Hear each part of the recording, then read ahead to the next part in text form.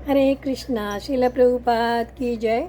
श्रीमद् भगवद गीता अध्याय 1 श्लोक संख्या 42।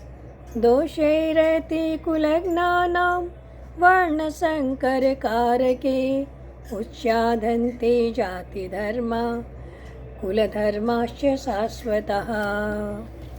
यहाँ अर्जुन महात्मा भगवान श्री कृष्ण से कह रहे हैं कि जो लोग कुल परंपरा को विनष्ट करते हैं और इस तरह अवांछित संतानों को जन्म देते हैं, उनके दुष्परिणामों से समस्त प्रकार की सामुदायिक योजनाएं और पारिवारिक कल्याण कार्य विनष्ट हो जाते हैं।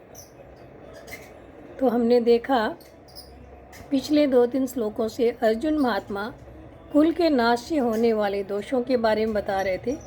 दोष रहते कुलग्ना नाम, यानी कि युद्ध में जब कुल का नाश हो जाएगा तो कुल की परंपराएं रुक जाती हैं, कुल अधर्म में प्रवृत्त हो जाता है और कुल की स्त्रियां दूषित हो जाती है, जिससे वर्ण संकर पैदा होते हैं। और वर्ण संकर पैदा होने से पितरों को भी जल और पिंडदान देने वाला कोई नहीं रहता, पितरों का भी पतन होने लगता है। इस प्रकार से कुल की सारी परंपराएं, जाति धर्म आदि विनष्ट होने लगते हैं। तो हम देखते हैं कि कुल धर्म क्या होते हैं।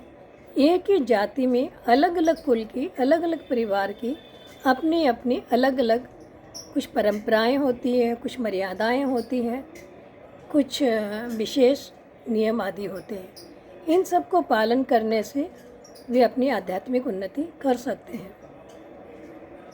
और जाति धर्म जो है, एक ही जाति के बहुत सारे कुलों का एक ही जो धर्म होता है, इन सब को पालन कर अगर किया जाए तो ये जाति धर्म कहलाता है।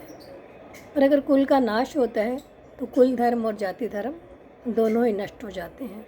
तो ये अर्जुन महात्मा बताना चाह रहे हैं कि समाज के कुछ अनुत्तरदायी नायकों के द्वारा, यानी कि जो समाज के लीडर हैं, वो अपनी जिम्मेदारियों को ठीक से अगर नहीं निभाते हैं तो इस तरह से इन परंपराओं का खंडन करके समाज में अव्यवस्था फैलाते हैं।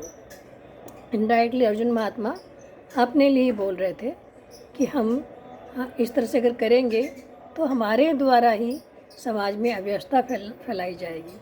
और इस तरह के जो नायक होते हैं वो सही मायने में आँख होते हुए भी अंधे माने जाते हैं। और बाकी लोग अगर इनका अनुगमन करेंगे तो निश्चय ही वो कुव्यवस्था की ओर या समाज कुल को पतन की ओर ले जाने वाले हो जाएंगे।